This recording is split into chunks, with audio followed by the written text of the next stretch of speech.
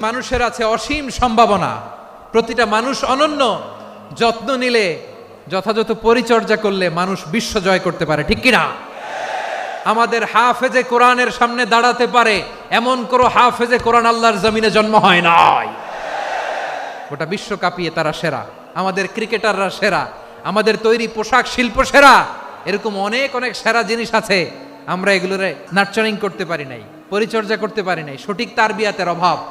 তাহলে মানুষের অসীম সম্ভাবনাকে কাজে লাগাতে হবে, ঠিক কিনা বলেন? ইউনুস গভর্নমেন্টকে আমি বলবো, অল্প সময়ের জন্য আপনারা এসেছেন, সংস্কারও করতে হবে, আবার নির্বাচনও করতে হবে। সব সংস্কার হতে করতে পারবেন না, যতটুকু পারবেন এর মধ্যে আমাদের যে হিউজ ম্যান পাওয়ার, আমাদের যে মানব সম্পদ, হিউম্যান রিসোর্স, এটাকে ডেভেলপ করে আপনাদের যেতে হবে। যেটা পারবেন না সেটাকে পরবর্তী নির্বাচিত গভর্নমেন্টের কাছে রেখে যেতে হবে, যে তারা যেন করে, তাদের কাছে আপনারা এটা রেখে যাবেন। তাহলে মানুষ চাইলে বিশ্ব জয় করতে পারে, আর মানুষকে হারাতে পারে কেউ? আল্লাহ আমাদেরকে জনসংখ্যা দিয়েছেন প্রিয় ভাইয়েরা, এই জনসংখ্যা অনেক বড় সম্পদ, এটা আমাদের জন্য অভিশাপ নয়, আশীর্বাদ। আমাদের জনসংখ্যাকে যদি আমরা জনশক্তিতে রূপান্তর করতে পারি, আজকে বাংলাদেশ যে অবস্থানে দাঁড়িয়ে আছে, বাংলাদেশ তার 20 গুণ উন্নতির শিখরে চলে যাবে। চিল্লায় বলো ঠিক কিনা? আমাদের শ্রমিক ভাইয়েরা বাইরে কাজ করে, আমাদের শ্রমজীবী ভাইয়েরা, প্রবাসীরা, তাদের ব্যাপারে গুরুত্ব দিতে হবে। আমাদের শ্রমের দাম সবচেয়ে কম, সবচেয়ে কম। তারা এম্বাসিতে গুরুত্ব পায় না, এয়ারপোর্টে গুরুত্ব পায় না। এই সরকার অবশ্য তাদেরকে অনেক গুরুত্ব দিচ্ছে। আমাদের অদক্ষ শ্রমিককে যখন আমরা দুবাই পাঠাই, অল্প বেতন পায়, কিন্তু ইন্ডিয়ানরা দক্ষ শ্রমিক পাঠাইলে তার 3 গুণ বেতন পায়। আমরা আমাদের শ্রমিকদেরকে অদক্ষভাবে আর পাঠাতে চাই না, দক্ষ শ্রমিক পাঠিয়ে আমরা রেমিটেন্সের বন্যা বইয়ে দেব। তাদেরকে সবচেয়ে গুরুত্ব দিতে হবে। আমরা পেয়েছি ফ্রিডম ফাইটার, মুক্তিযোদ্ধা, আর আমার প্রবাসী ভাইরা হচ্ছে রেমিটেন্স ফাইটার। জোরে বলো ঠিক কিনা? তাহলে আমাদের এই জনশক্তিকে জনসম্পদে ট্রান্সফর্ম করতে হবে। সরকার জনগণকে এভাবে পলিশ করতে হবে। মা বাবারা ছেলে মেয়েদের মধ্যে কার কোন যোগ্যতা, তাকে ওইভাবে কাজে লাগাতে হবে। সবার এ প্লাস পাওয়ার কোনো দরকার নাই। আমাদের দেশে একটা টেন্ডেন্সি আছে, পরীক্ষায় এ প্লাস না পাইলে কই তুই কি করলি, পাশের বাড়ির ছেলে এ প্লাস পাইছে, যা ওর পা ধোয়া পানি খা।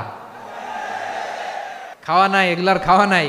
ওরে আল্লাহ এ প্লাস পাওয়ার জন্য বানাইছে, আর আপনার ছেলেকে এই এ প্লাস গুলারে নিয়ন্ত্রণ করার জন্য আল্লাহ বানাইছে। ওকে দিয়ে আল্লাহ কি করবে আপনি জানেনই না। একটা এ প্লাস, একটা এ গ্রেড একটা মানুষের জীবনকে ঠিক করে দিতে পারে না। আপনার ছেলেকে আল্লাহ অন্যদিকে যোগ্যতা দিয়েছে, ওদের মনোবল ভাঙবেন না, খবরদার। যাকে দিয়ে যেটা হবে তাকে দিয়ে সেটা করতে হবে, তার প্রতিভাকে সেভাবে কাজে লাগাতে হবে। তাহলে আমাদের এই জনসংখ্যা জনসম্পদে রূপান্তরিত হবে। আমাদের সরকারের তত্ত্বাবধানে আমাদের 18 কোটি জনগণ দক্ষ জনশক্তিতে রূপান্তরিত হোক, আমরা চাই কি চাই না? আমরা ভালো মানুষ, শ্রেষ্ঠ মানুষ হতে চাই কি চাই না? ওই জাপানিজদের মতো সৎ, ওই ইউরোপিয়ানদের মতো কালচার্ড। আমাদেরকে আল্লাহ তাআলা কোরআন সুন্নাহ অনেক কিছু দিয়েছেন, যেহেতু বর্তমানে আমরা দেখছি তারা সৎ, তাদের মধ্যে ভ্যালিউ আছে, সেগুলো আমাদের মধ্যে আনার দরকার আছে না নাই? আর ইসলাম দিয়ে আমাদের জীবনকে সাজাতে হবে, ইসলাম দিয়ে আমার পরিবারকে সাজাতে হবে। ইসলাম থেকে, কোরআন থেকে প্রেসক্রিপশন না নিলে জীবন সুন্দর হবে না।